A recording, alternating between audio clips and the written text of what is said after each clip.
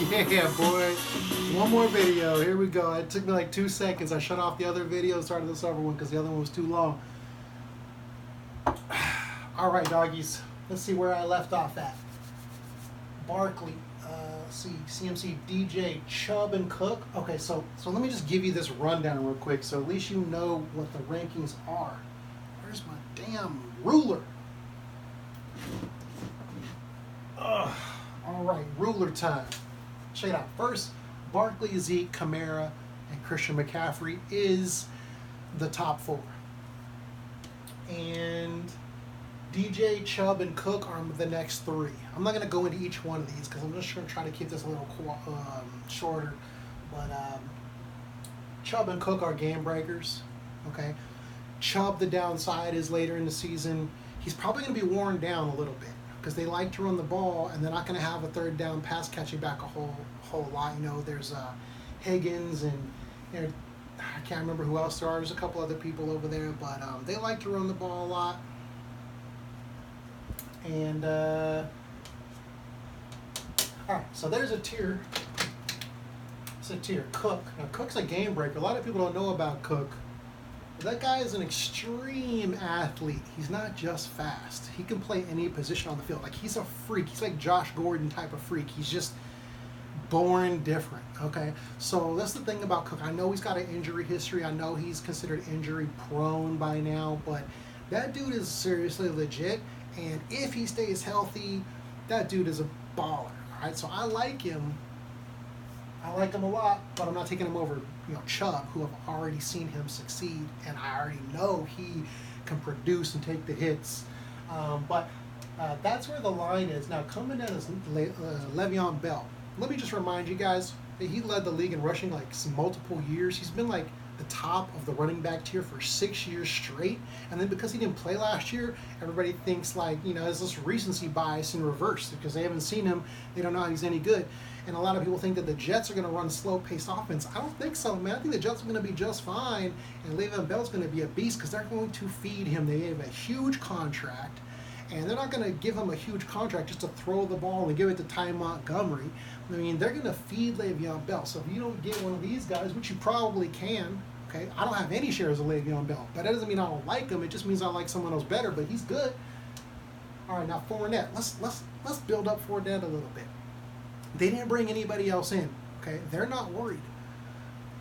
That's the first thing. They brought nobody else in. The second thing is they improved their offensive line. The third thing is they brought in a backup, which is Ryquell Armstead, who's the exact same type of player. He's not a pass-catching back. He's not going to be in there on third down. He's not taking any work from Leonard Fournette. He's just there as a backup. That means because he's the same style, they have a plan. They're going to run the ball a certain way, play offense a certain way, and if Leonard Fournette gets hurt, oh well, they're going to play the ball the same way. They're playing the same style. They got a running back who plays the same way. His backup plays just like he does. He's a smash mouth player. So they're committed to running the ball. On top of that, there's all kind of reports they're going to be throwing the ball to Leonard Fournette. And even if you don't buy that, you have to because there's nobody else there. They have to throw it to him because they let go of TJ Yeldon, who was their best pass catching back. So Fournette's a beast, man. Okay, there is nobody in this league who's more poised and positioned to succeed than Leonard Fournette. And I know, he's a jerk or he's got off-field issues, plus he gets suspended in fights and injuries. Like, there's all kinds of risks, but they're not football-related risks, unless you're talking injury, because the way he runs is violent. And that's a risk, so I'm down with that. If you want to avoid a guy who just runs hella violent, and I'm cool with that, like, hey, that's your strategy. But he's poised to bust out, and I'm not over here hating on him just because he had a bad year last year. There's a reason why he was going at the end of the first round last year. And the only reason you're getting him now in the third round is because he had a bad year last year. So that's what we call a buy low. Okay, that's a game-winning type of player. Will he win your league? I'm not saying he will, but he's the kind of player who can. And the only thing is you got to spend a third-round pick on. We're still kind of high, but it's a lot better than a first or a high second. What he was going last year. I like Freeman.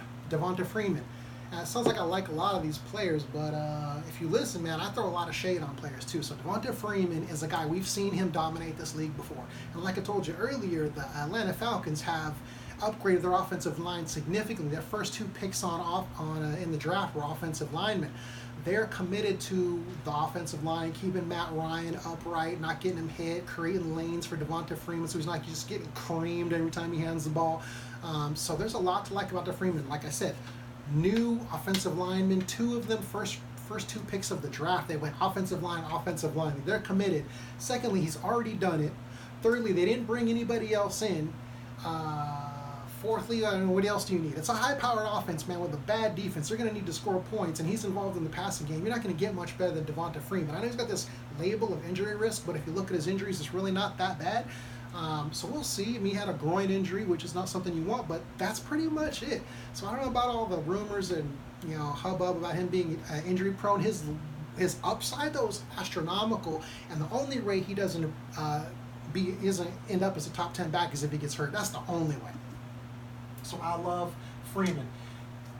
Once you get past Freeman, it's time to start taking a couple of chances, and my chance is David Montgomery. And here's why. The reason is, first of all, I told you about the Bears offense. They're a pass-happy offense. People don't know that yet. People think the Bears are this team with a heavy defense and a bad quarterback. That's kind of the image. But the reality is they're a pass-heavy team. They're pass-heavy. They are super pass-heavy. And they're only going to get more pass-heavy this year now that Trubisky's in his second year with Nagy.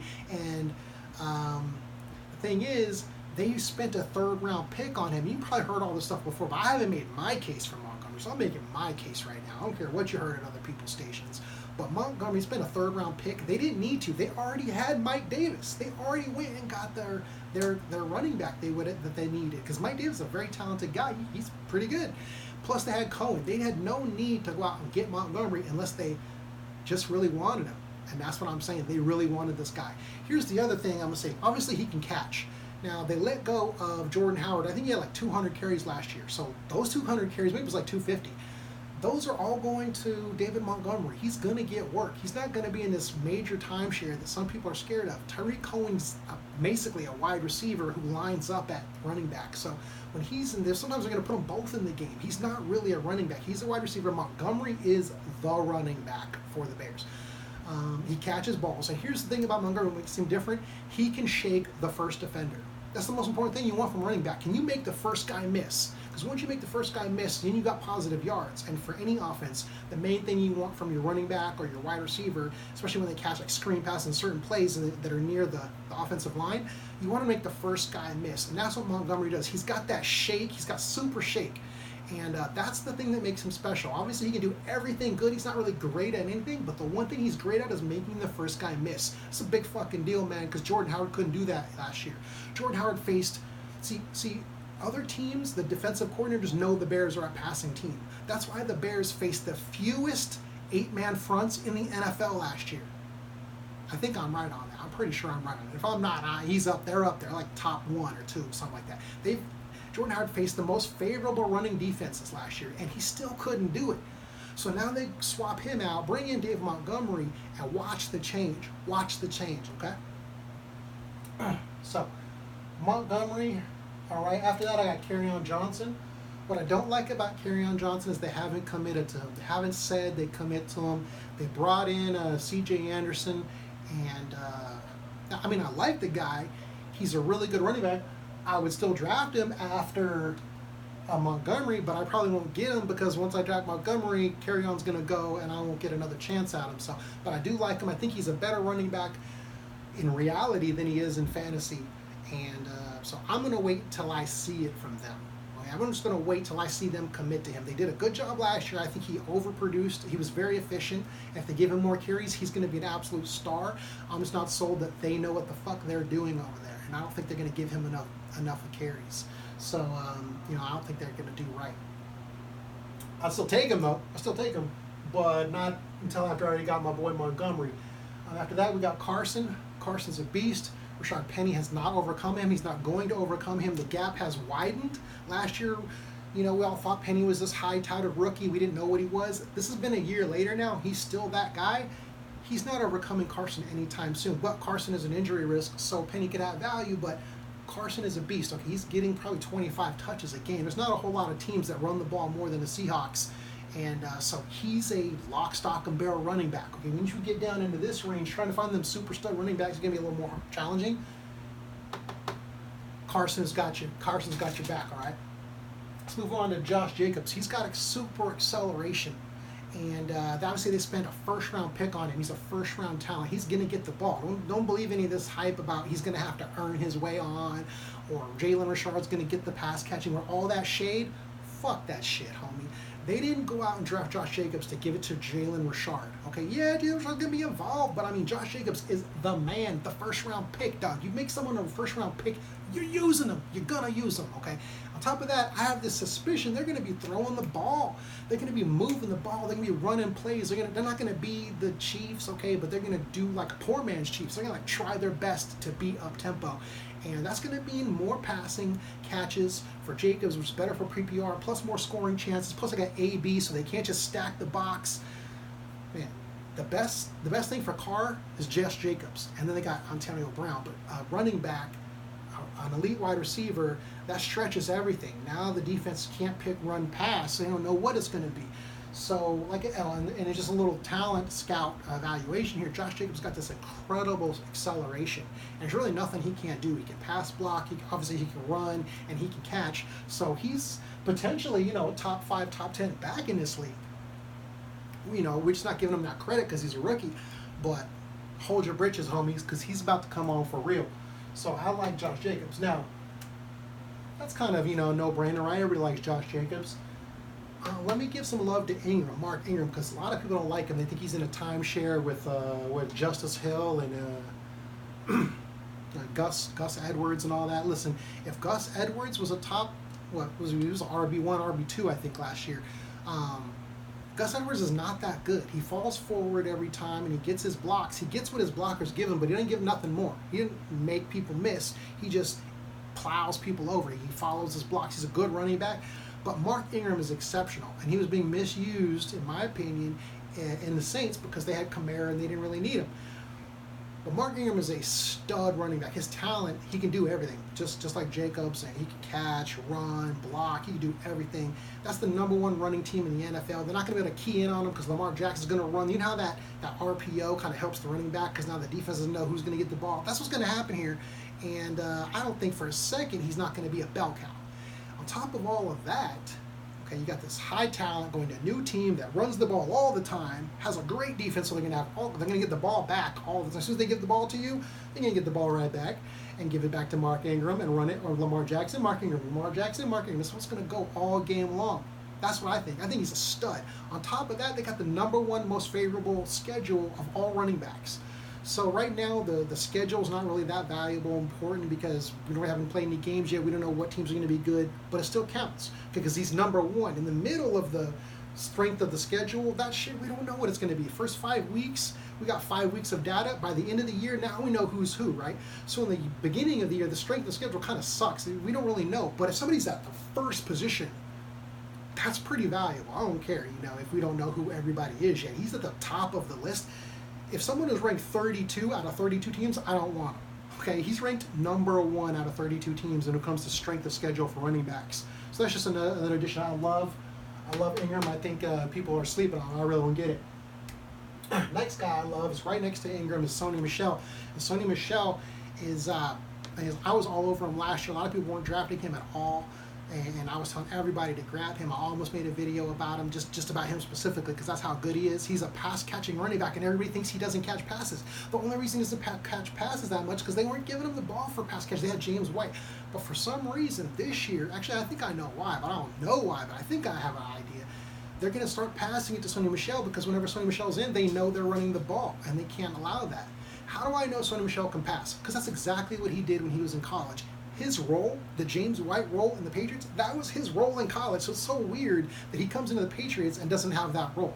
But it's probably because James White is a vet. He knows what he's doing. He's, and you can count on him. So, but this year, supposedly, Sony's going to get a lot more catches. Obviously, they got Josh Gordon, so they're going to get a lot more, downfield. And we all know Tom Brady can sling that puppy. So this could be a very high-scoring offense. And I'm not worried about Damien Harris. Okay, Damien Harris is on my fade list. I'm not tripping on Damien Harris. I think he's going to get nothing this year, unless, of course, it's an injury. And anytime it's an injury, sure. But Sony Michel could get injured, and he runs hard, kind of like Fournette. So anytime you have a running back with that style, the injuries are increased. But for around, 5 or 6? You can't beat Ingram and Sony Michel in round 5. You just can't beat it. So that's my suggestion is if you're in round 5 and you already got your top 2 receivers, you're just looking for value. You're just snaking shit because you don't need wide receivers no more. You've got 2 studs. Let's go Miles Sanders. Now, Miles Sanders, the issue is obviously it looks like a running back by committee. And they just got Jordan Howard and they got Sproles they re-signed. I think they still got Smallwood and who knows who else they got on that team. I don't even fucking know. There's so many running backs on that team. But what's the real difference between Miles Sanders and David Montgomery? They're both third-round running backs. They're both going to pass-happy offenses. And they're both going to offenses that need a new star running back. I kind of think he's in the David Montgomery range. Okay? We just haven't heard any commitment from the Eagles. Like, we hear a lot of commitment from the Bears on Montgomery, but we don't hear any commitment from the Eagles on Sanders. So that's the real difference. We know the Bears love Montgomery. We know that. We don't know what the Eagles think of Miles Sanders right now. So that's the only difference. But from situation standpoint, they look exactly the same. And then McCoy, if you don't know, McCoy got cut by the Bills today. So this is why I like to have my draft later on. But McCoy, depending on where he goes, is going to be a stud. Let's say he goes to the Chargers. Okay? He's going to be a stud. I think that he's probably going to the Chargers because they let Melvin Gordon speak to teams today for trades.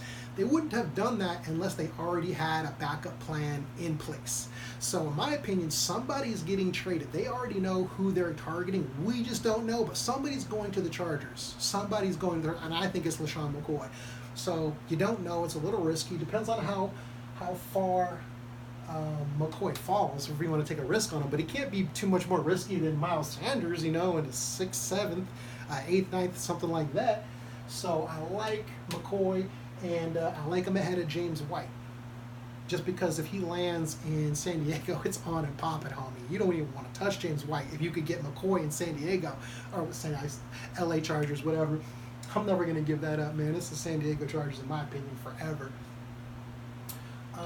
And then we got James White. Don't need to talk too much about him. He's not losing his spot to Sony or anybody. He's the pass catching running back. Sony will get more passes this year, but he's not going to take over James White's role.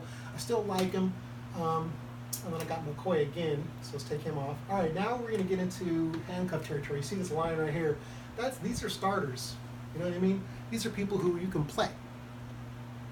These are your lottery tickets. And so these are very important. These are the guys you want on your team because they're going to help you win your league.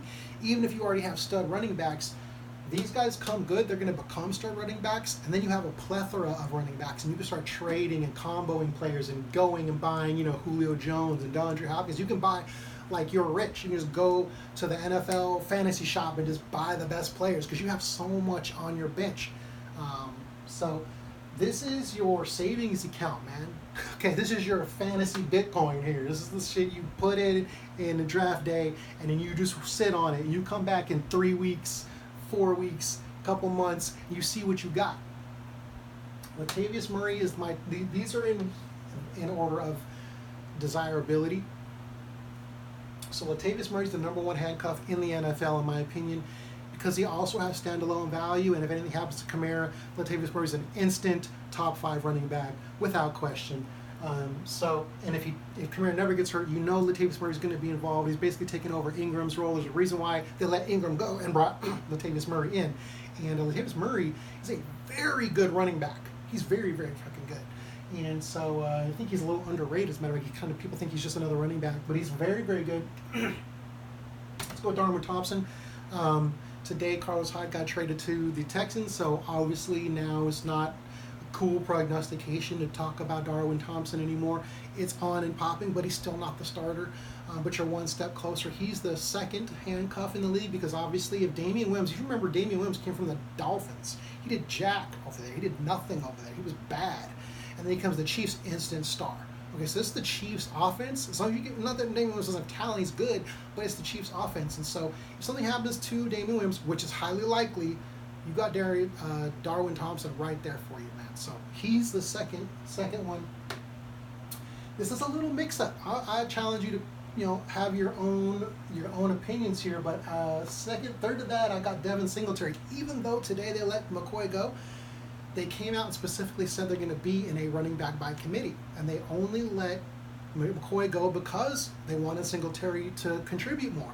But he's not going to be the starter. He's not going to be the man. You know what I mean? He's going to be part of running back by committee. Still got T.J. Yeldon and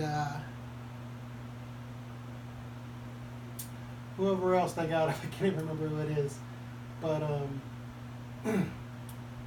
T.J. Yeldon. Anyway, it doesn't matter. You can look it up, right? You don't want me to waste your time looking it up for you. So, and then I'm going to go Henderson. Henderson's old news. We all know about Henderson. There's actually a little question mark about whether it's him or Malcolm Brown. And if something happens to Todd Gurley, is Malcolm Brown the starter, or is it Henderson, or are they then doing splitting, first and second downs to Malcolm Brown and then third down to Darrell Henderson? Does it become a timeshare if Gurley's hurt, if Gurley sits out? And so, but the upside is huge. If Henderson takes over the Gurley role, it's over, man. The league is over. You won. Wrap. It's a wrap. So that's the upside. But if something happens to Gurley, you're not guaranteed he's the handcuff. He's one of the handcuffs, but also Malcolm Brown is lingering. So that's why he's not number one. Because if there was no Malcolm Brown, he'd be the top handcuff right here. Jaylen Samuels. We all know about James Conner last year and how he was one of the top pickups. If something happens to him, Jaylen Samuels the man. Also, Jaylen Samuels in some leagues is eligible for tight end, so that could be a huge difference maker. If you get a guy like Jaylen Samuels who takes over Connor's role, and then you can put him in at tight end.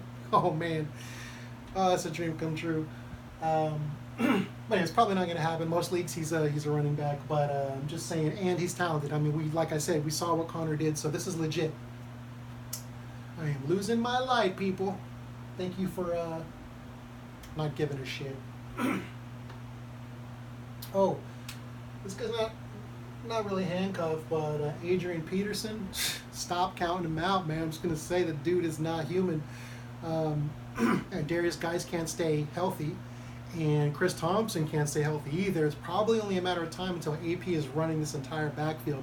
And even though it's a bad offense on a entirely bad team, the Redskins are one of the worst teams in the NFL. You don't really want a piece of that offense. Adrian Peterson, in this range, when you're down in this range, it's pretty good value, man. When you need a starting running back, you get a guy who's going to touch the ball 20, 25 times. He's going to, if those other people are hurt. If Guice and Thompson get hurt, which they usually do so far, Thompson gets hurt all the time. And so far, Guice has not even been able to play. So, in my opinion, you might have yourself a starting running back way late in the game just because he's not the sexy, hot name he used to be. But Adrian Peterson, man, wait till he starts trucking people over and getting touchdowns. All of a sudden, he's going to get hot again. All of a sudden, he's going to be hot and sexy again. I like Madison because he's backing up Cook, and Cook is injury prone. Moving on quickly. Royce Freeman, anytime Lindsey gets hurt, Royce Freeman is going to be the man. Justice Hill is the backup for Ingram. So if something happens to Ingram, you like Justice Hill. And then Penny, the backup to Chris Carson. If anything happens to Chris Carson, this guy's an instant stud. And a lot of things happen to Chris Carson. He typically gets injured. So can't predict that kind of thing, but man, getting the starting running back for the Seattle Seahawks would be a hell of a swoop. And I'm just going to run down these real quick until I get something interesting. Dion Lewis, okay, the way Derrick Henry runs, very likely to get injured, similar to Leonard Fournette. The backup, even though he's not great, volume will carry the day. And he gets touches in the passing game, so for PPR, Dion Lewis is a very nice play near the end of your draft, considering that if they get down in scores, they're going to have to throw the ball. And even if they don't get down in scores, they're still going to bring him in for third downs. And if anything happens in his injury to Henry, you got Lewis. Jamaal Williams backing up Aaron Jones in Green Bay is a great play. I'm probably going to make that. I'm probably going to pick that guy up today. Aaron Jones has not stayed healthy. Aaron Jones has not stayed healthy his entire career. And Jamaal Williams is, if Aaron Jones is not there, the starting running back for the Packers. So that's got a lot of value, man. Marlon Brown, talked about him. Gio Bernard, no need to talk about him a whole lot. Get ready for some deep sleepers. We're talking deep. We're going deep, bro. All right, so hit the like button if you like deep sleepers. Throw a brother who's doing some work over here some love. Qadree Ollison. Yeah, man. You know you heard it here first. You know you heard it from Max Fire first. Homie, Qadree Ollison is a beast. He's the guy backing up Ito Smith, backing up Devonta Freeman. And I don't think Ito's any good. Last year, Ito had plenty of opportunities. He was bad. He was terrible. Anybody suggesting you pick up Ito, consider us enemies. Because we don't see eye to eye. I don't like Ito. I don't know what anybody sees in Ito because I saw him and there was nothing there. But I saw Qadree Ollison, and that boy's a beast, okay? If something happens to Devonta Freeman, Qadree Ollison could be the replacement back in Atlanta. That's going to be worth a ton. Imagine how high you've got Devonta Freeman going in the pantheon of running backs. And if something happens to him, which is Devonta Freeman, man, things can happen to Devonta Freeman. He gets hurt, he runs in a certain way, gets him hurt. Even though I love him, because the upside is huge, I talked about him earlier, he's my guy. His injury history is there. Qadree Ollison would be the smash mouth every down back, I think. So I think he's just a great stash. Here's the reason why he's a good stash, because you can get him basically with your last pick, especially if you're in a deeper league, 12, 14, 16 teams. He's probably available.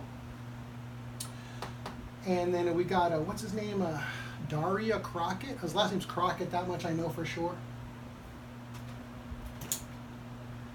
And he is the, oh shit, that's the running back for the Texans.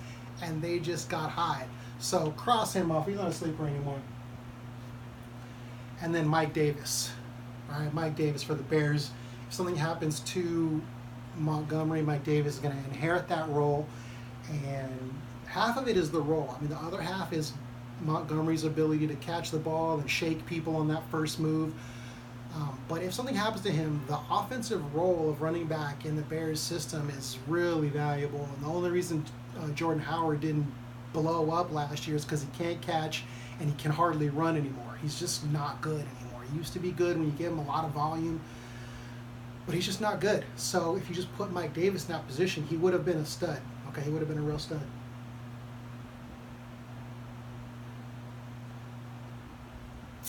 Man, it's taking forever. I might have to do a whole other video. All right, 30 minutes almost. All right.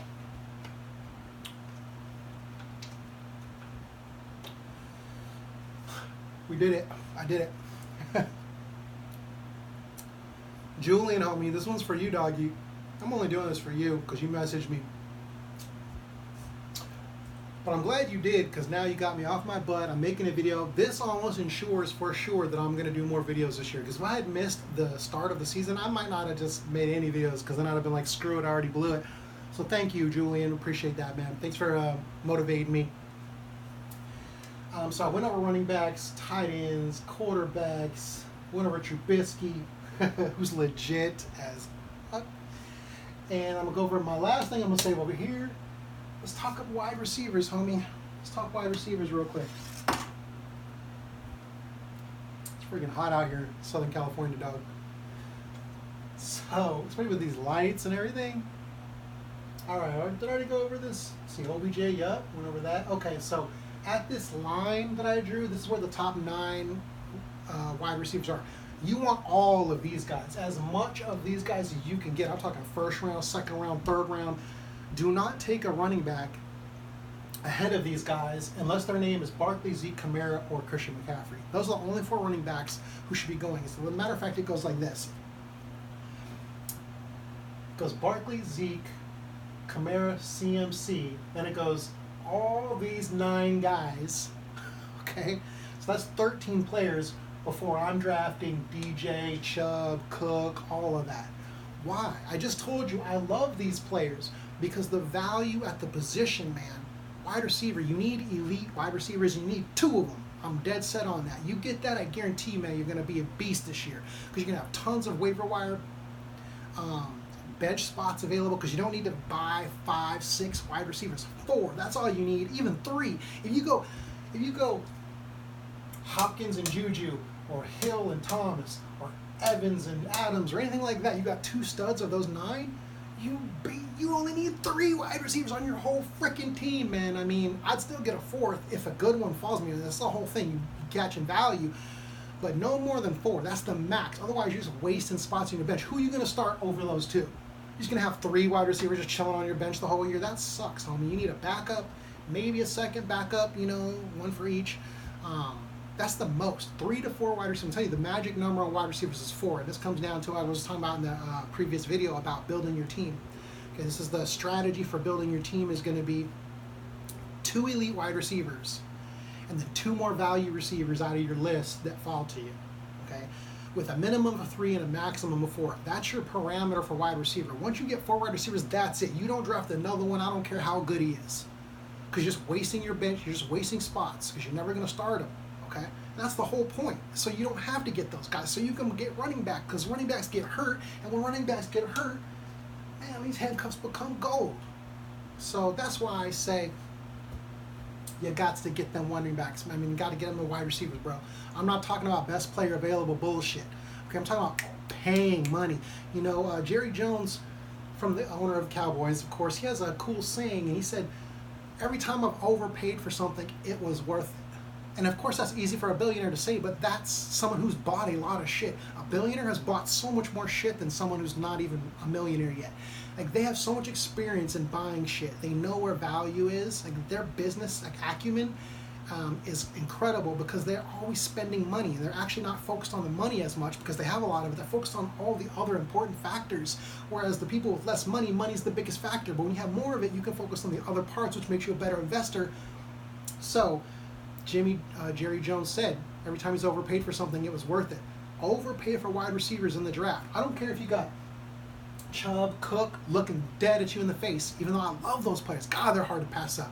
Not if you got OBJ, not if you got Michael Thomas still sitting there, not if you got Evans, not even Antonio Brown. I know people have Antonio Brown the last of that list. I don't think so. The last of the list is OBJ, in my opinion. So let's get into OBJ just a little bit now that I've talked about the wide receivers. OBJ, the reason why he's last on the list is because I don't think he's going to do as good as everybody else thinks.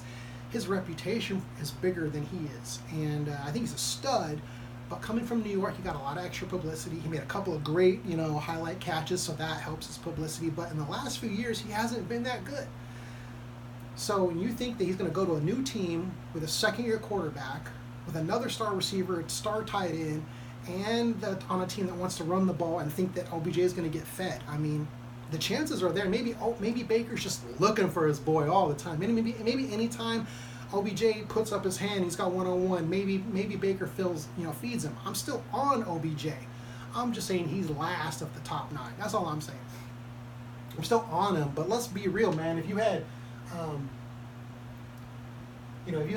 put, say, DeAndre Hopkins or Juju or Tyreek Hill on the Browns, it'd be the same fucking thing.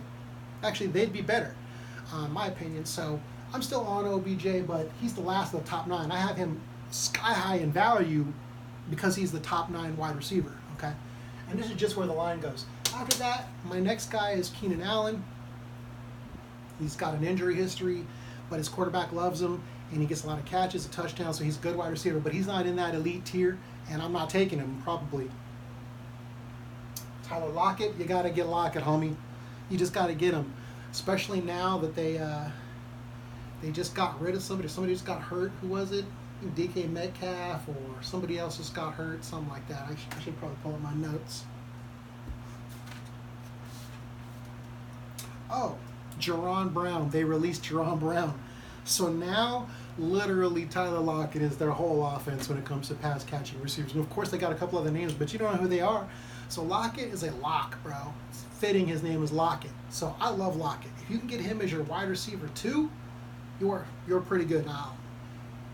If you miss out on, let's say you only get one of these, if you got, let's say, like Zeke and Antonio Brown, and so you got Zeke first, and then in the second round you got Antonio Brown, third round, all these guys are gone,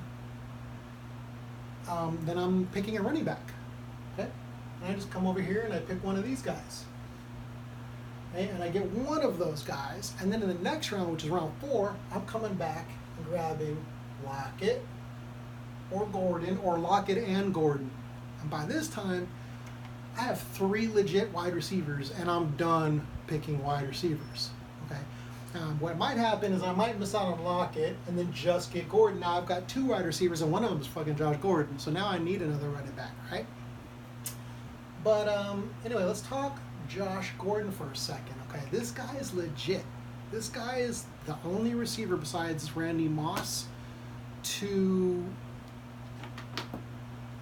I can't remember what the stat was, man. It's a fucking good one too. But to do like some crazy shit by 23, okay? And his average is 75 yards a game for his career. For his whole career. And I know he's been suspended, but we're talking every game averaged. That means even his bad games, everything averaged to 70 yards a game. We're talking about all the bad quarterbacks that he was dealing with before Baker, all the years he was in. This guy averaged for his whole career 75 yards a game, doggies. And now he's on the Patriots. And I know he could get suspended. I know that, all right? But man, no risk, no reward. Scared money doesn't make money. Josh Gordon's been beasting this year in this league for years, and now the NFL's loosening its stance on weed, and they're starting to treat Josh Gordon with kid gloves. They're trying to be nice to him, actually.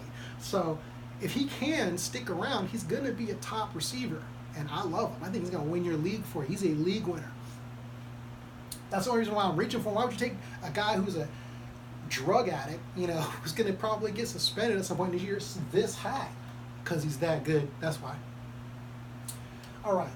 Now, T.Y. Hilton is still legit. I told you earlier in the other video, Jacoby Brissett's going to be there. Who's he going to throw it to? It ain't going to be Paris Campbell, okay?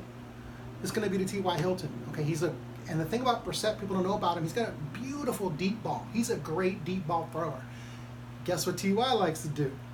Okay, so T.Y. slipped a little short. He's not Andrew Luck, but don't get it twisted. He would be in this category up here, or maybe right at the end of the top tier. He'd be the 10th wide receiver if there was if Andrew Luck was still there. So he's top 10 talent. And we just got to see what Jacoby Brissett does with him. But either way, he's going to feed Hilton because he doesn't have a whole lot of options.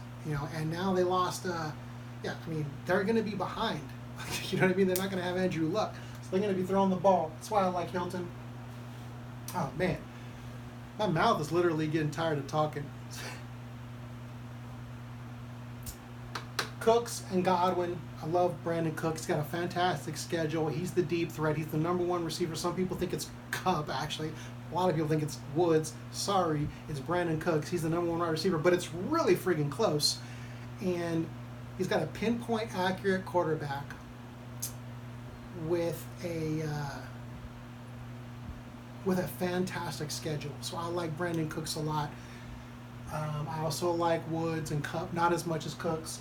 And then I got Godwin after Cooks. We all know what the hell's going on with Godwin. He's going to be the #2 receiver in the new Arians offense for Tampa Bay, who has a bad defense, and they're going to throw up a lot of points. O.J. Howard and Mike Evans are going to get some touchdowns, but some are going to Godwin too. I like him, but not before Cooks, Hilton, Gordon, Lockett. It's not before them.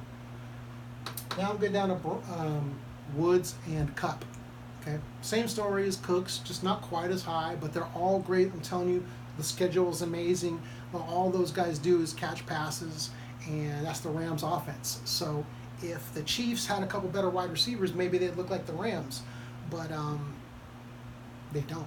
So they feed their ball to Tyreek Hill, Kelsey, but the Rams don't have that tight end Kelsey, so they feed those extra balls to the other wide receivers. And so it's a great offense with a great schedule, and you can do a lot worse than the Rams wide receivers. And my last player on this tier that I want to get is Dede Westbrook. And even though he's not a physical specimen, he's a great route runner, and he's always been a good wide receiver, but he's never had good quarterback play. Now there's no competition in Jacksonville for wide receivers. His wide receiver core is decimated, so he's going to get all the targets. And Nick Foles is a whole lot better upgrade than Bortles was. So from a passing perspective, Bortles had his values when he was doing. He used to run the ball and chuck a lot of passes deep when team was losing. He had that one good year.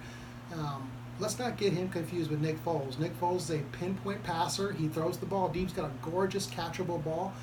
And he's going to be getting a lot of opportunities to throw the ball because teams are going to be geared up to start Fournette. And he's got a great defense backing him up. And he doesn't throw a lot of picks. So I like Dede Westbrook as the final player of a tier. I don't usually get him because I spent my pick on, Gordon or Lockett. And so that's that. And then once you pass that guy, once I pass Westbrook, Kupp, Woods, all that, I'm kind of done at wide receiver. I mean, like I said, I'm picking my wide receivers early, right? So now I don't even need him. If I picked a wide receiver here, he's probably my third wide receiver.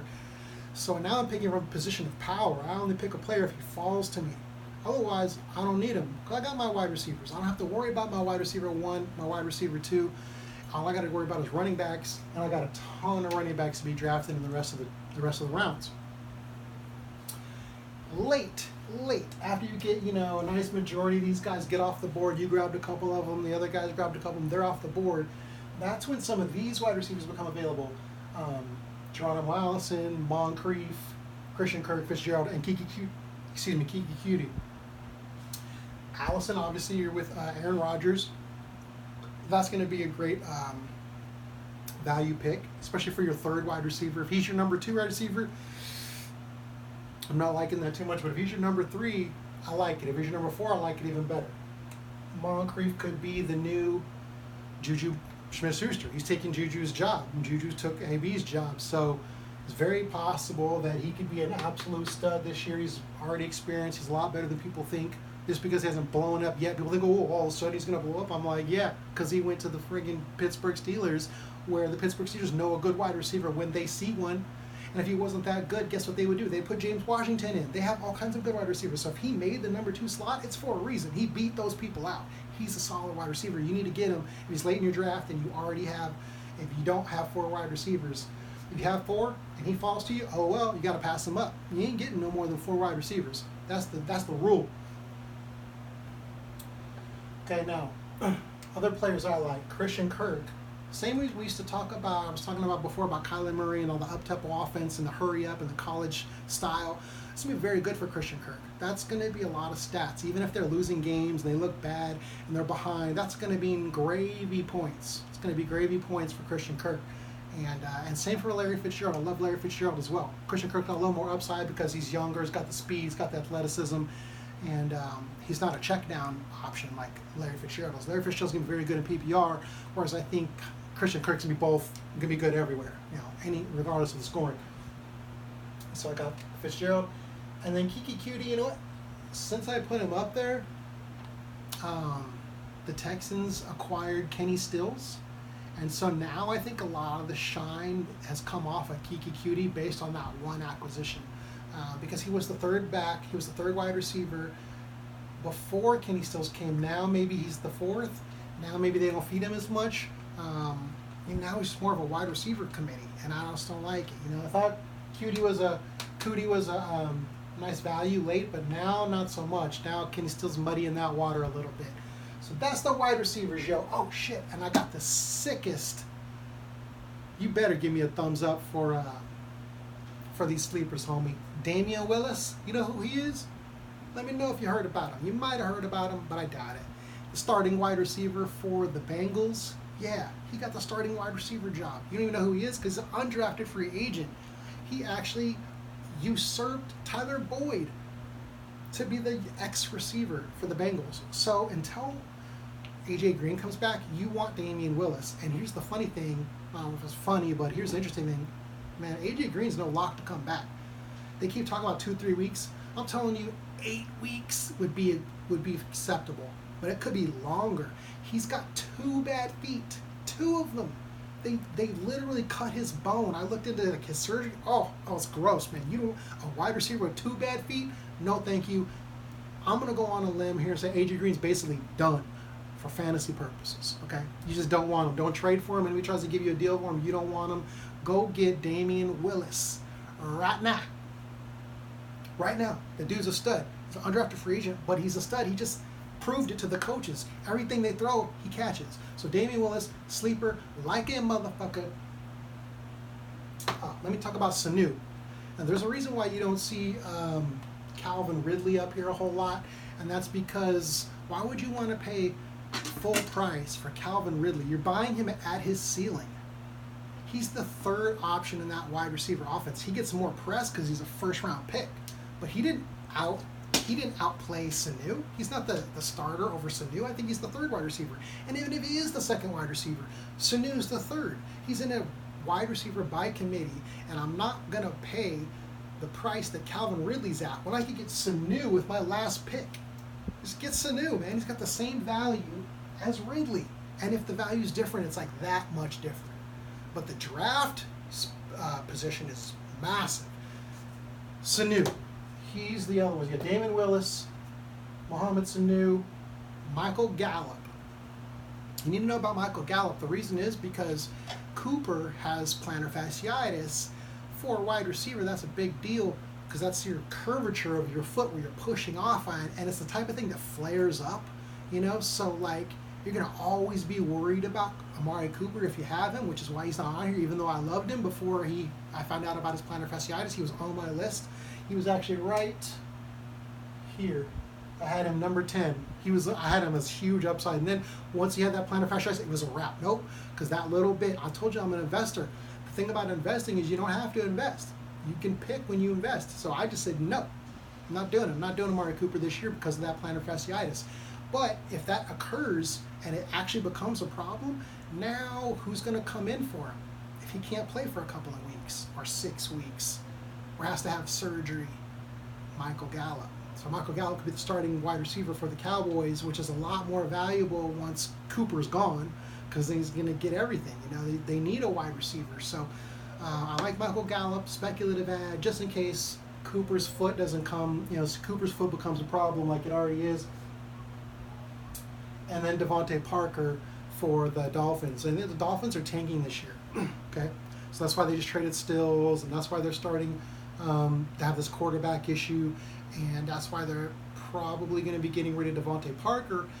But if they don't, he's going to be the starting wide receiver there, and if they do, he'll be a starting wide receiver somewhere else most likely. You can get him in the last round. So it's not like I'm sitting here saying he's a league winner, but you can get him in the last round from an investment perspective. It's called a penny pick. It costs you a penny. And if it works, explodes on you, and you make a bunch of profit off of it. So Devontae Parker, if you really shouldn't get him, you know, you should have your 4 wide receivers like by here, by Fitzgerald. Kirk Fitzgerald should be like your 4th. One of those should be your 4th, and that's it. And you're a fucking golden at wide receiver. 4 wide receivers max. That's all you need, homies. Yeah. All right. Where are we at now? Let me check the time. We are trucking, baby. 40, 45 minutes, 47. I don't even remember. I just looked at it. Don't even remember.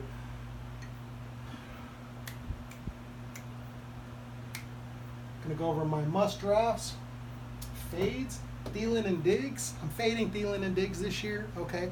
I don't think that Cousins is as connected with Thielen as Case Keenum was. And even though Thielen's numbers have gone back for a few years, they only go back 1 year with Cousins, and last year wasn't a really good year for Thielen. And I'm not buying the connection between Thielen and Cousins. I even saw that one altercation where Cousins is trying to tell him how to run a route, and I'm like, man, that's not what you're supposed to be telling your wide receiver.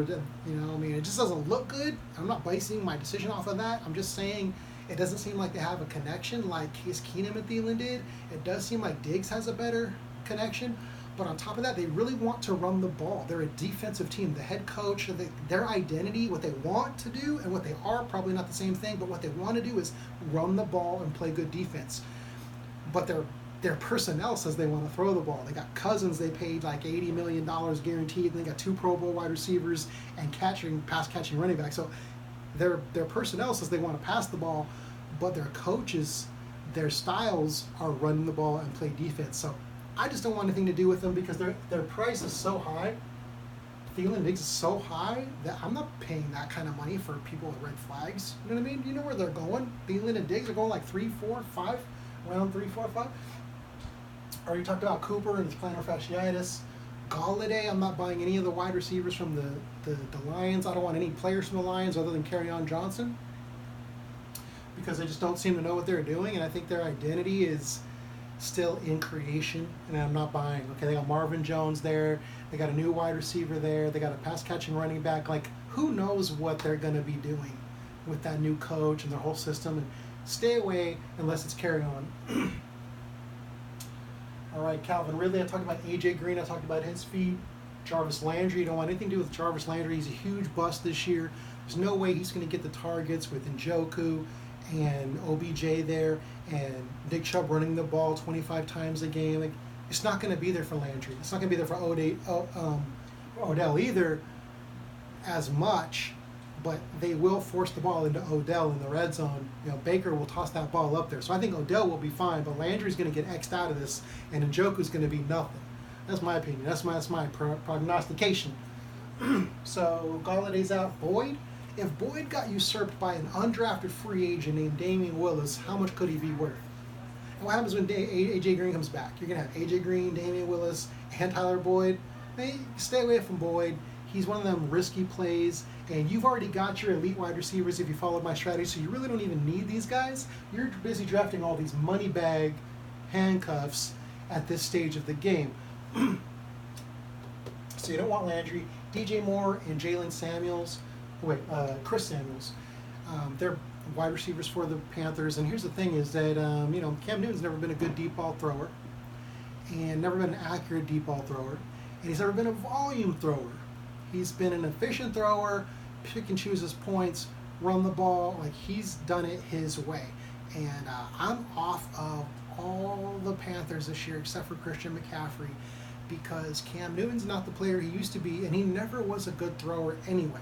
That's why he's good with Christian McCaffrey, because it's like a 10-yard pass. And that's why he was good with Greg Olsen for all those years, when Greg Olsen used to be good before he got hurt and old. Was because it was a short pass. When it comes to throwing the ball deep, he's not great at it, and I'm not buying DJ Moore. But for what it's worth, between DJ Moore and Chris Samuels, I'll put my money on DJ Moore every time because he's the prototypical size for a wide receiver one. That's just my 2 cents, but I'm not taking either of them.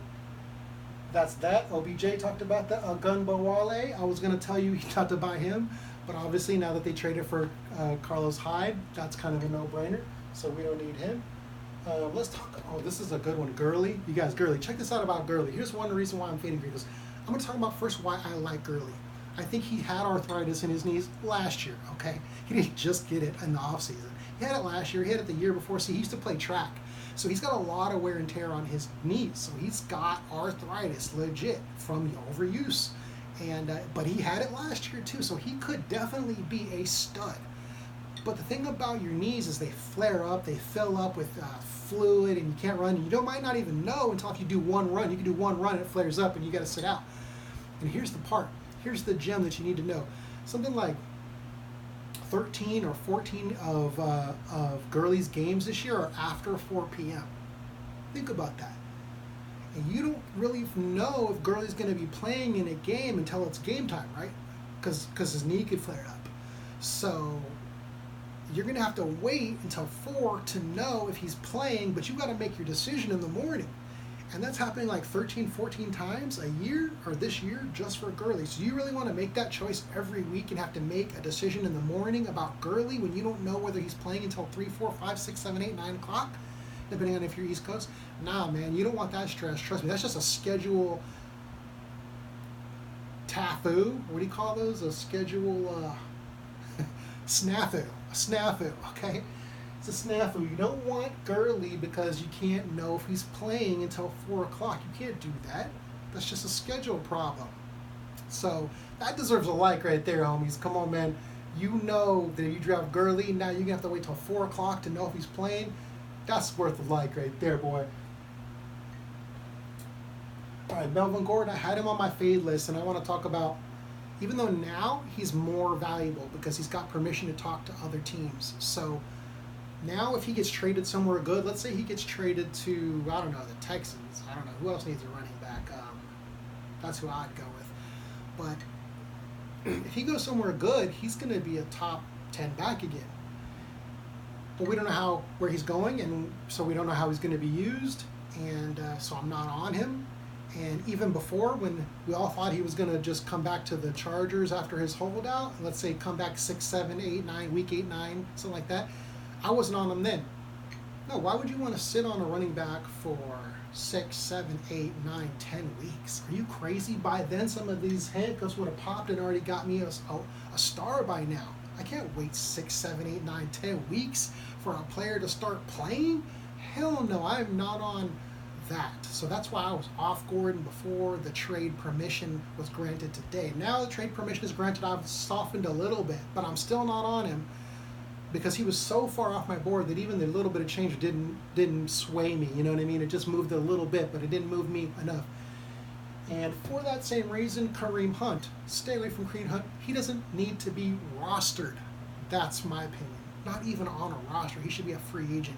You don't need a guy who cannot play for 6 to 8 weeks. I'm not sure if it's a 6-week suspension, 8 weeks, whatever. It's too friggin' long when all he is a backup anyway. All he is a very high-level, high-value handcuff if he wasn't suspended for half the season. And the season begins over or halfway over and he's still available, I'll go snatch him up as soon as I can. Maybe a week or two before I'll go snatch him, but I'm not carrying him the whole season. Hell no. Let someone else, saddle their roster all year long while I'm busy picking up all the hottest free agents. All the hot free agents happen in the first 3 weeks or first 6 weeks, first half of the season. By the time you get to the end of the season, all the gems are gone, man. It's picked dry. Everybody knows who's who now. In the beginning is where the people who see things ahead of other people have an advantage. By the time the season goes along, everyone starts to catch up and the knowledge becomes, more common. So you need your waiver wire positions in the beginning of the season way more than at the end of the season. I'm not touching Kareem Hunt with a 10-foot pole, as the saying goes. And then my last, actually I got some more hate over here. So much hate, so little time. And we got 4 minutes to crack the 1 hour mark. So thanks for hanging with me, homie. Let's finish this off. Damien Harris. I don't want anything to do with Damien Harris, but I love Sony Michel, as I talked about before. I love Sony Michel. I think he's one of the greatest values, and but I don't want Damien Harris. So Sony Michel's a value because he's going in the 5th round. And I'm handcuffing first rounders. I'm not handcuffing 5th rounders. You know what I mean? So I'm handcuffing like Madison. Okay, he's handcuffing Cook. Cook's a first, 2nd rounder. That's worth handcuffing. Murray's handcuffing Kamara, right? Darwin Thompson's handcuffing Damion Williams. Like, these are elite handcuffs because of who they're tied to. Whereas Damien Harris, if something happens to Sony Michel, what's Damien Harris? Maybe they bring in Burkhead. Maybe Damien Harris isn't ready. He's a rookie. Maybe he gets a few carries, but not all of them. You remember how it used to be with the Patriots when they would spread the ball on all the running backs? It was very frustrating, and I was always off the running backs for Patriots until last year when they spent a 1st round pick on Sony, and I was very high on him, and that was one of my big wins last year. And I want to go over some of my wins, but I'm about tired of talking right now, so I'm about to do a whole other video just on my wins from last year. Not on my team wins, but on the calls that I made that were wins, because it's pretty good. Damien Harris, I talked about him. James Conner. Okay, Joe Mixon, Damion Williams. Damion Williams is an injury risk. Okay, that's why I'm not on him. Darwin Thompson's way too good for me to be spending a 2nd round pick on Damion Williams, even a high 3rd. When I could get I told you that you want those.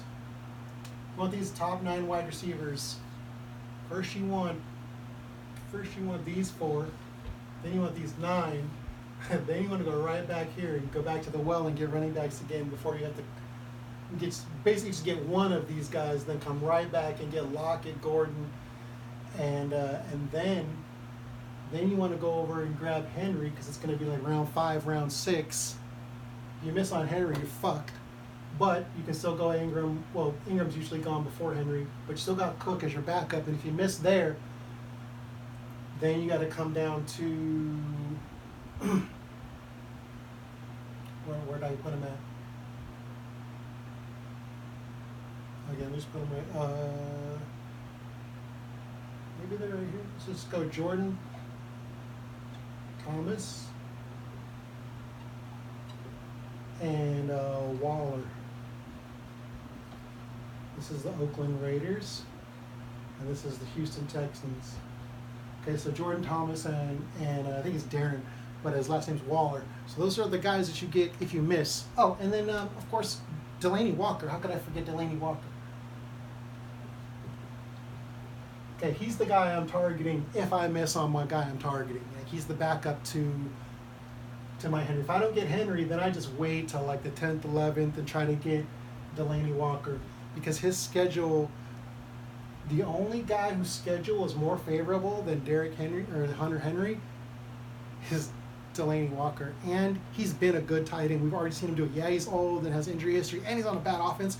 But that offense, like Mariota leans on him. He's a great pick because he's probably top 5, top 6, top 7. He's definitely top 10. And you're paying like a 10, 11, 12 price for him. So, and keep on, that's only after you've missed. So he's not a bad value for someone when you've already missed on the guy you want. So he's like your backup plan. He's your backup parachute, Delanie Walker. And if you wait and he gets snagged, then you're down here in Jordan Thomas area, and you shouldn't really need Darren Walker. I think his name's Darren, but anyways, you shouldn't really need him because you got Jordan Thomas is pretty much almost always going to be available. But he's a guy who could be a stud, so he'd be worth picking up if you missed out. All right, cool. So I talked about that. Talked about Damion Williams being an injury risk. Joe Mixon, the offensive line is bad there, and his ADP is just too high. The offense is not that good. AJ Green is gone. Like, why am I buying in? Why would you buy in on the Bengals if you didn't get a really good price? Like, I'm not paying a high price, and Joe Mixon's way too expensive. I'll get a piece of the Cincinnati Bengals if I have to, and I'll get it late as hell. So that's why I'm not on Mixon. I told you Damion Williams is an injury risk. Even though he's a stud, I'm buying him in his production. He's legit. Not only that, the Chiefs gave him a huge contract because they liked him last year, so they knew he was going to stay. And when they went and got Darren Thompson, I think that was just a draft pick who's working out really well. But they like Damion Williams, so don't get it twisted. But I'm not drafting because he's an injury risk, and he's just Darwin Thompson right behind him. So why would I do that when I just get Darwin Thompson later, right? The value's way better later. Jordan Howard, you don't need Jordan Howard. He's not good. Simple as that. Justin Jackson, he's interesting because if they trade Gordon, they're going to need Eckler and Jackson the whole year. And Eckler's been a big injury risk. He's a little guy. So from that perspective, I like Justin Jackson, but I don't like it from this fact that he's basically in a timeshare because he's going to be sharing work with Eckler. And Eckler's really good, but he's going to be sharing work with Justin Jackson too, so they both kind of hurt each other out like that. So I don't like that, but they're both got value if you get them late. Eckler, the value's kind of gone because most people are considering him like the main handcuff, and I think it's going to be more of a timeshare, and it might even be more in the favor of Justin Jackson. It probably won't be, but I mean, there's a chance. But even if there isn't a chance, there should be like 60-40 or 50-50, and for that value, I'll just get Justin Jackson way late instead of pending 6th, 7th pick on Eckler. So even though I like Eckler a little more, the value for my money, the bang for my buck, is way better with Justin Jackson. And even then, I'm a little bit iffy because I'm like, I don't know how much work he's going to get. I got to see how it plays out, but I'm not losing. The only way I'm picking Justin Jackson, if like these guys are gone, you have the top handcuffs, then I might go Justin Jackson before I go Dion Lewis and Jamaal Williams and those second-tier handcuffs. We're still good, but they're not probably going to be league winners. Not going to be top 10 backs. And then Julian Edelman, since I'm throwing shade, I might as well throw some shade on there. Like, you got Gordon back. The team has transferred from a short. The Patriots have been that short passing game for years, right? For decades. So it seems like they had Welker and then Edelman, and the thing is, they're not that guy anymore. They still have that ability. They can flip that switch when they need to, but they're a running team now. Not only that, they just got Josh Gordon, so now they've got that second wide receiver, and that's going to definitely take catches and targets from Julian Edelman. Especially it's going to take touchdowns from Julian Edelman, and I'm definitely not on Julian Edelman. Definitely wouldn't buy Julian Edelman this year. I'm all about Josh Gordon. Aaron Jones is an injury risk, so I wouldn't be on Aaron Jones, even though I think he could be a league winner this year. But his injury risk has me a little bit twisted, and I can always just get Jamaal Williams later and see what happens. Now, you can say this over and over and over, but you can't get all the backups. So you got to make your call somewhere. You know, you can't just always take everybody's backup. You only have so many spots. So you got to spend high for your good guys and then get guys later who could possibly become those guys so you can trade and get the piece you really want. All right. Word up. Let me check the time real quick again. Damn, we cracked it. We cracked an hour. All right, let's wrap this bad boy up, homies. If you stuck with me this far, you're a trooper. Pretty sure Julian's still here because you know I made this video just for you. So good looking out, Julian. Looking out, homie. All right.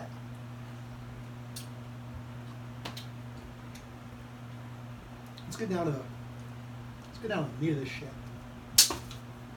Let's talk about these must drafts. All right.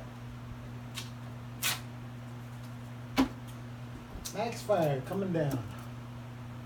Must drafts. Lockett. Gordon. Okay, and here's the thing. You got to get Lockett and Gordon in like round 3 and 4. That's kind of high. I think it's round 3 and 4. Let me check real quick. But, you know, round 3 and 4, if that's where you got to get him at, that's just where you got to get him at.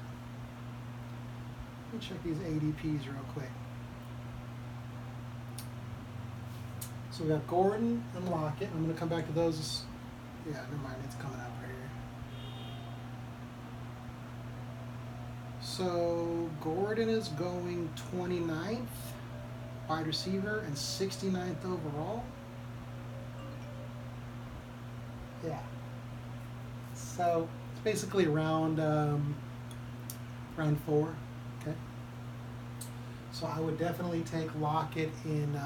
See, go wide receiver, come back running back, and then you're coming back with another wide receiver.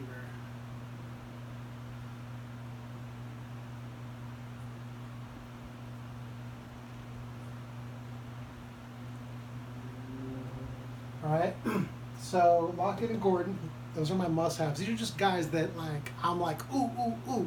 Listen, on Lockett, there's just nobody else. They have to throw the ball to somebody. There's no Jimmy Graham. There's no Doug Baldwin. Like, they even got rid of Jerome Brown. Why'd they get rid of Jerome Brown? That's not because they didn't need him or want him. It's because they can't afford him.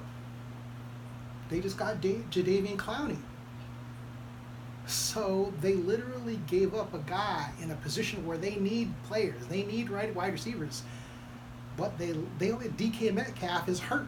I mean, they drafted that guy because they need a wide receiver, and he's hurt. And they still got rid of Jerome Brown because they had to. Okay, so Lockett is pretty much guaranteed. I mean, I don't really see if he finds a way not to be good this year, that's going to be incredible. This is going to be fascinating to watch how he could not be good championship. I mean, how he could not win for you because he's going to have to get the ball. Like, who else are they going to throw it to? You remember when they used to feed Doug Baldwin all the time? So, let's see here. Okay, now my next one is Hunter Henry. I already talked about Hunter Henry, so I'm not going to go into that a whole lot. But I am going to get into some cool shit right here. I'm going to dispel some rumors and make some enemies probably, because a lot of fantasy experts will disagree with me on this. Matter of fact, they always say, I think they just say it to be cool because it's like an industry thing. Like, oh, they make fun of people who take a defense in the 8th. Well, that's where you got to take the Bears. If you're going to get the Bears D, you got to take them in the 8th. So don't blame me they go in the 8th. I just take them where I can get them at. If they're going in the 7th, I'm probably taking them in the 7th. Okay, I'm going to get the top defense. Why? Because that's how good they are. Okay, the Bears are literally that good. Let me just show you what's going on. It wasn't a fluke. Okay, now last year I was on the Bears, even though the Jags were considered the #1 team. So this year I'm on the Bears again. It's not because they're the #1 team last year. It's not like I'm just chasing the last year's stats. This team is fucking legit. Before they got Khalil Mack, okay, people think that when they got Khalil Mack, he just made all that difference. They were already legit. What makes a team explode on defense is when they have that player that sets them over. They already have to have good players, because if you have one good defensive player, the offense can wash you out. They can double team you. But when you have multiple good players, that's when a defense becomes super dangerous. That's exactly what's going on. Check this out. Before last year, they already had Akeem Hicks, who's a Pro Bowler. They already had Eddie Goldman, and Bilal Nichols, both of them on the all-rookie team. Danny Trevathan, Leonard Floyd, both number 1 picks. Kyle Fuller, number 1 pick, first round pick. Prince Amukamara, Eddie Jackson, Pro Bowler. HaHa Clinton Dix, they just got, he's a Pro Bowler, first round pick, all rookie pick. That's before they had their first round pick last year, which was Roquan Smith, 8 overall, inside linebacker. And then they went and got Khalil Mack on top of like this defense is like legitly loaded. They're legit, homies. And then they got Chuck Pagano, and this is really great because they lost their defensive coordinator, which you probably think is a bad thing. But here's the good news. Now they're not predictable. Now their defense is going to be different. They won't. Other teams who had a hard time with the Bears defense last year won't be able to play that old tape and come in this year. They can have a whole new D coordinator, but all the same talent. And I love that. That's going to work out great for the Bears. The defense is legit. The other defense is the Jags. Now, they got a bad schedule this year, so besides that, well, they just went Josh Allen. You know, if you remember the draft, Josh Allen was supposed to go the top couple picks, and he slipped because people took, like Daniel Jones, and certain teams took certain players that they weren't projected to take, and Josh Allen fell to the Jags. So this guy is a legit game changer. Like, this guy's a beast. He could be a number 1 overall draft pick in the NFL. He just slipped because he's not a quarterback, but like, he's really badass. And they put him on the Jags. And if you remember, the Jags still have all the same players they had before. They still have, I don't even remember all the teams. I didn't look up the Jags. I just looked up the Bears. But either way, I'm reaching for the Bears, okay? And I'm going to explain some more about this strategy of front-loading your team. We'll get back to that. I talked about that in the previous video, but so much here to teach because I just decided to let it all flow. We're trying to front-load your team, okay? And that means that you want it top heavy. You want all the best players in your starting position. So it's okay. Trust me. Screw these other analysts. Grab the Bears defense. I'm even going to tell you to reach for a kicker. That's right, homies. That is right. That's what I'm trying to tell you. You get your kicker in the 12th. Screw people. Why? Because you're going to have the 13th, 14th, and 15th pick. It's going to have plenty of like running backs and handcuffs you can pick. You're definitely going to be dropping people for the season. What do you need to wait for the last pick for your defense or your kicker for? That's just industry experts who are embarrassed in front of other industry experts to take a kicker early, and they're embarrassed to take a tight defense early. Either that or they're literally not on their game because you only have. Let me explain this to you real quick, homies. You got your QB, right? You got your running back. You got your wide receiver. You got your flex. You got, what else you got? You got your tight end. You got your defense. And you got your kicker. 1, 2, 3, 4, 5, 6, 7, 8. You got 9 positions, homie. 9. With your first pick, you're going to get a good player, right? Let's just say you get a top player. You get a Barkley, you get a Hopkins. We're all going to get top players with our first pick. So let's just say you get a good top running back. And you come back, you get a top couple wide receivers. Now you're winning at these 3 spots whenever you face the other guy, unless he drafted just like you, of course. Then you're gonna have your legit tight end, right? We're reaching for a tight end. We like Kelsey, we like Ingram, but we're not reaching for Cooks. And we're not reaching for Ertz, and we're not reaching for Kittle because they're going too early. But when you get, let's just say you even got Jared Cook, you're okay at tight end, and then you reach for the Bears, and you reach for Zerline. This fucking thing's done. And you got the top player at 1, 2, 3, 4, 5 positions, and you only got 9 positions to beat someone at. You already got the top player. The kicker and the defense is the easiest one to win at. They're going late. Why can't you pick the best one? It's stupid.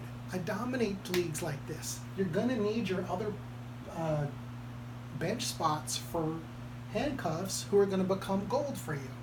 So that's pretty much it, man. Make sure you hit the like button, homies. May the points be with you. Scared money doesn't make money. You know how we do this. Pick safe in the first rounds. Pick value in the middle rounds, and then pick upside in the late rounds. That's pretty much it. That's pretty much all I got to talk to you about. That's the secret sauce. Just remember, the most important thing in fantasy is knowing things that other people don't know. We're too blessed to be stressed. And peace to my niece. And tell me what I missed. If you disagree, come at me. Shoot me your opinion on anything. I had to say something that striked you. I had to say something that either made you mad, that you disagree with, or that you really like. So I want to hear about it. And that's it, man. I just dropped like 2 hours of vids. I'm tired. I'm just tired. Even though I have no more light. It's literally dark now. When I started recording, the light was on. Like the sun was up.